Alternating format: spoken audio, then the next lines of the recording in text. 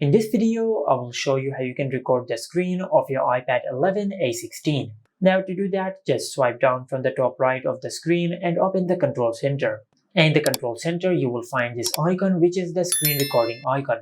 But if you cannot find this icon over here, just tap and hold on anywhere on the screen, then select add a control. Then in the search bar, just search this.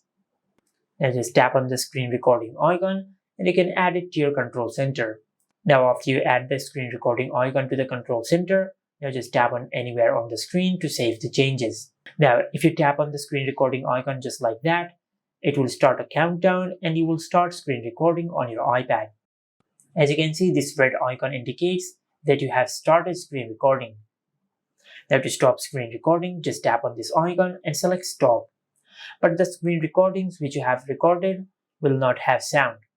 But if you want to record your sound from the microphone of your iPad in your screen recordings, just open the control center, then tap and hold on the screen recording icon. Now just select microphone over here.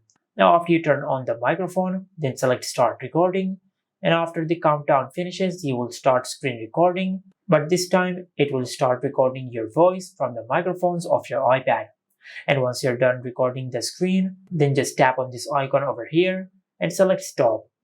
Now as you can see, if I open the Photos app, I will be able to find all the screen recordings which I have recorded. As you can see, this time it has recorded my sound in the screen recording, just like that. And this is it. Make sure to like, comment and subscribe. Thank you for watching.